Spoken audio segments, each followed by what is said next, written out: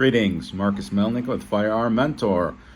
Typically these episodes talk about things like firearms, self-defense, that type of thing. But occasionally we'll talk about emergency preparedness, and that's what today's session is about. There is a tool on the FEMA website called the EFFAK, EFFAK, that's EFFAK, and it's the financial way to plan for a disaster. It's basically a PDF. You print it out, you fill it out, and it's going to tell you what documents you're going to need in an emergency. And I'm going to go through it with you high level, but I would encourage you to select or print it out and fill it out so that if you ever have to leave your home for any reason, or you have to stay in your home, you still will have financial responsibilities even though that there's a disaster. FEMA does offer reimbursements if there's a declaration of disaster. However, that's a reimbursement afterwards. You're still going to have to pay your bills, your mortgage, that type of thing. So this EFFAK document basically says you're going to need to have a driver's license or other photo ID, birth certificates, adoption papers, custody documents, marriage licenses, divorce decrees, social security cards, anything that would identify your child identity cards. Good thing is just a photocopy of driver's license if you have a teenage driver, passport, obviously, in case you have to go across the border, any naturalization documents, military ID, DD-214, which is the discharge paper for those civilians out there, pet ID. You're going to need to have proof of pet ownership, pet microchip information, and if you have a service animal, you're going to need the certification for the service animal. The EFFAK, or EFFAK, I really don't know how to pronounce it, EFFAK, goes on to have you fill out things like your name, date of birth, place of birth, residence, which you already know, name of your spouse or partner, name of work contact, supervisor. If you have a disaster and you work from home, someone might have to contact your employer. Also, you want to have your spouse's employer information in there in case your spouse is somehow hospitalized or something like that, as well as emergency notifications. I recommend contacting or putting down an emergency notification person who is outside of your area. For example, I'm in the northwest suburbs of Chicago. Somebody in Florida, California, Texas, another part of the country that may not experience the exact same disaster is my emergency contact. The reason why is cell phone to cell phone communications in a disaster area is problematic. The cellular networks get plugged up with not only people asking for help, which you may be one of them, but also with public safety type communications. They override regular cellular communications that you and I would have. But a police department, fire department, public works has priority on those networks. You also want to identify, and this is all in the form, so you don't have to take notes, any children who live in the residence, their dates of birth, their paperwork, birth certificates, etc. And then you're going to need things like financial and legal documentation. These are things like a copy of the mortgage bill, financial obligations, your accounts, what your account number is, what your banks are, insurance policies, sources of income, last tax return.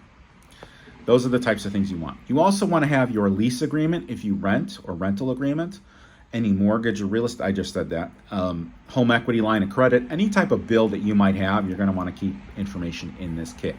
Also, you're going to want to keep utility bills, credit cards, any documentation of student loans, child support, alimony, elder care expenses, your bank accounts, retirement accounts, investment accounts. And again, this is all listed with a checkbox, and you just put it in. I have a plastic filing cabinet.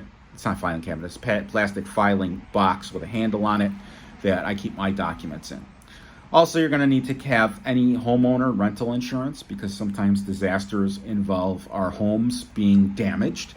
Auto, life insurance, pet insurance, flood insurance, recent pay stub, although now that's all available electronically. So I'm not sure, you might not need a pay stub. Anything you get from the government benefits, those types of things. Your will or your trust is also critical to have in this file cabinet or file box, or however you want to do it, as well as power of attorney. Now, you can print this out, and I recommend printing it out. Everything is electronic these days. However, if the internet goes down and you're storing your information in a cloud, you're not going to be able to access it. If your power goes out for an extended amount of time, again, you're not going to be able to access electronic documents unless you have a generator and the internet is working. So I recommend printing this out and actually laminating it. They have laminating sheets at office supply stores that you do not need a machine for. It's basically an adhesive clear envelope. You put your paper in the middle, it seals closed, and then you have that. All right, so we talked about bank account information. You want to have credit card information, insurance policies, any financial obligations that you may have. Now, the important thing is the medical information. What's your physician's contact information? Pediatrician contact information. Medical specialist, if you have like an endocrinologist type thing. Any dental communication, those insurance cards, pharmacy insurance cards, immunization records, caregiver agency contract in case you have a caregiver for, say, an elderly or disabled person in your home. If you have Medicare and Medicaid, that type of information as well. A copy of your current prescriptions. I keep that on my phone so that if I'm ever at an incident or I'm incapacitated, someone can go into my phone and find it. You're going to want to have also any documentation of disability, living will, power of attorney, those types of things. And you're going to want to have your pet immunization records as well as the veterinary contacts. A lot of times people overlook this with their pets. You may have to shelter in place, and these pets are going to need care. All right, moving on in the document, you want to protect your information. Keeping your record safe, that's why I say print it out on a piece of paper, put it in your file cabinet or file box. You're going to want to have passwords as well.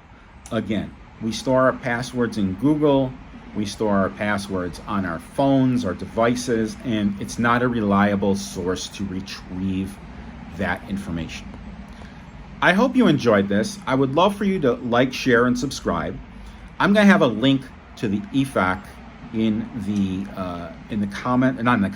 description, as well as a link to a project I'm working on through Kickstarter. And I'm switching gears, I'm switching the topic, I'm telling you about this project now. The EFFAK chapter has been closed. I hope you go ahead and heed this advice. So the project I'm working on is I actually realized that there are books, publications, and studies out there for the medical field, for the military, and for the police on the physiological and psychological reactions during a stressful incident, during a mass shooting, during a crime attack, anything that has you in an excited state. And these books are fantastic, but they're not geared towards the regular person like you and me. Does that make sense? So I am writing a book, I'm conducting research on how the non-stress inoculated citizen or concealed carry protector, which is a term that I just coined, is going to respond. What's going to happen in their mind? What's going to happen to their physical senses? They're going to get tunnel vision and auditory exclusion. And the book is limited to what happens during an incident and immediately after. There are obviously long-term effects. Some people have complex stress disorder, cumulative stress disorder, post-traumatic stress disorder. Those are outside of the scope of this book. There's plenty out there, but there's nothing on what someone who goes through a concealed carry class is going to expect. In my concealed carry class, we do cover this at a high level. However, this book is going to be a must-read for you to survive in an attack. My Kickstarter link will also be in the description below. I would greatly appreciate any donation that you can make. I'm currently seeking a little bit over $12,000, which is a lot of money. I totally understand that. But I'm going to need to travel to interview people who have had these incidents, and that will cover travel fees as well as lodging, that type of thing, so that I can complete the book. I'll do as much as I possibly can on Zoom, on the phone, but there's nothing replaces a face-to-face where you can read body language and summarize what they're saying and actually show some empathy, which is what I'm doing. So in addition to that, if you know of anyone who has been involved in a criminal attack and is willing to speak about it, some people are just not ready to speak about it, or they don't want to speak to an author like me. That's okay. I want to respect that. But if there are people who have been involved in self-defense incidents and are willing to speak, I would love it if you can put them in contact with me. My email is marcus@firearmmentor.com. Stay safe, stay prepared. Thank you.